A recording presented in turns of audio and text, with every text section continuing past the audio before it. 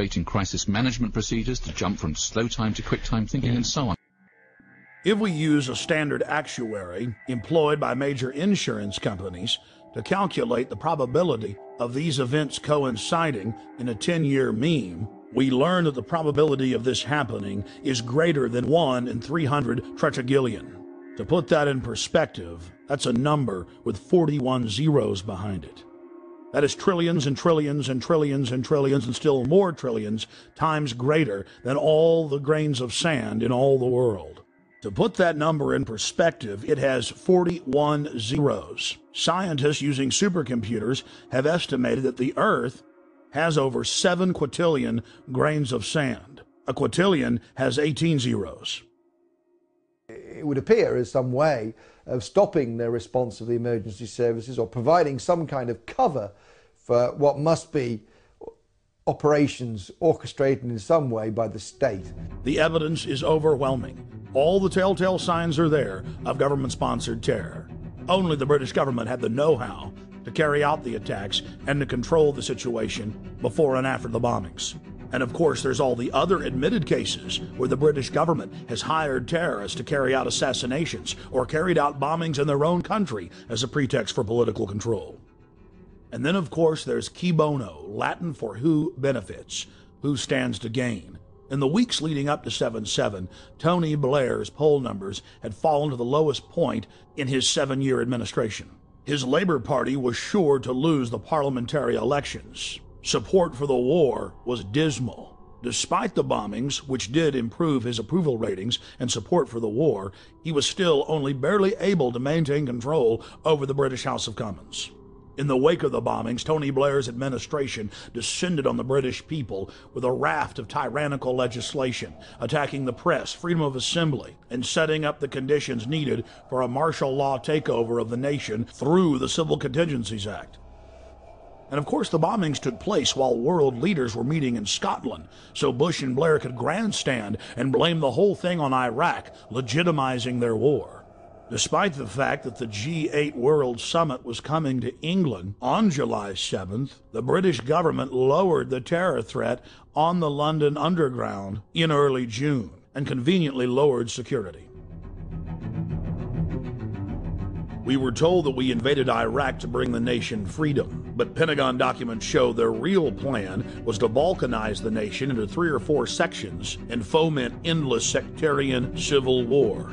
The true objective was to ensure the nation remained in turmoil as a pretext to build permanent military bases, as well as delivering long-term profits to defense contractors. Think about it. Do defense contractors make more money if they were just in Iraq a year, or now the projected decade? United States, British, and Israeli forces have all been caught repeatedly carrying out staged terror attacks in Iraq in an attempt to keep the war going. In the interest of time, we'll look at just one example. In late September of 2005, in the British-controlled city of Basra, 2 British Special Forces SAS commandos attacked a group of police at a checkpoint, killing one and injuring another. When they were finally subdued and brought into custody, their car was filled with plastic explosives, automatic weapons, rocket-propelled grenades, and other bomb-making materials. Why would members of Britain's most elite fighting force, the Special Air Services, be dressed up like Arabs out shooting police with a car full of plastic explosives in a city that had been racked by sectarian violence? The governor of Basra in Iraq ordered that the British soldiers be held for trial for the murder they'd committed. Within hours of their incarceration, dozens of British tanks and hundreds of soldiers assaulted the main police station in Basra, killing jail guards and police in the process to free the 2 commandos. Over 150 prisoners escaped, and the controlled mainstream media reported on the incident as if it was no big deal.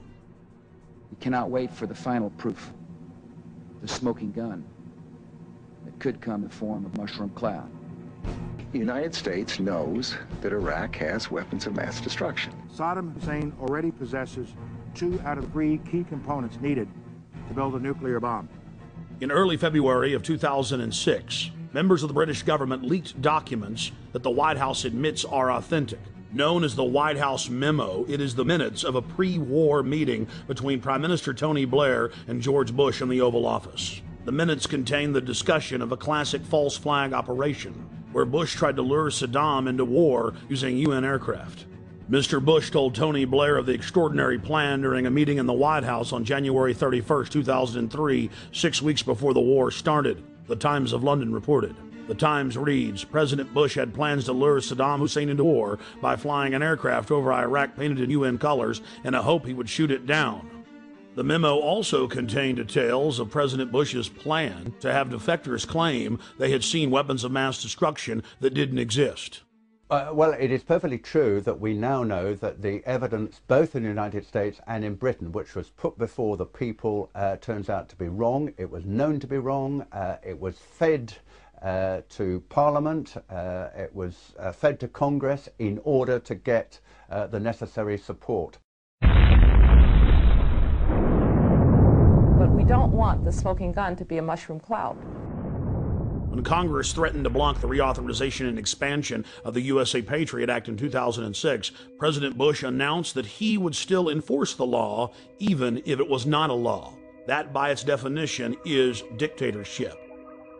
When President Bush was caught secretly paying off reporters and newspapers and television stations across the country to the tune of $1.6 billion in 2 years, the Governmental Accounting Office declared it illegal. Every single action by itself was a felony, and there were tens of thousands of instances. President Bush simply said that he was above the law, and it didn't matter if Congress said it was illegal, he was going to continue the practice.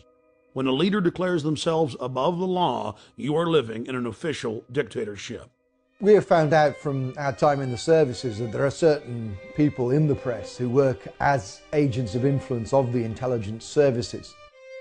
In Britain, it's very easy to reward people with privileges, with contracts, with honours, with appointments to the House of Lords, with knighthoods and so on.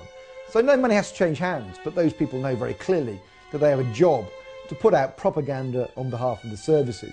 Now, I have no problem, of course, with the services arguing their case in the media, but if they're going to do that, like anybody else, they should declare where they come from and why they're stating that point of view.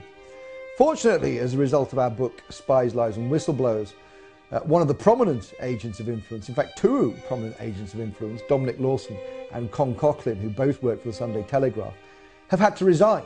Because, of course, once you're exposed as an agent of influence, you can no longer do that job because people just simply say, well, he's saying that because he's working to an MI6 brief.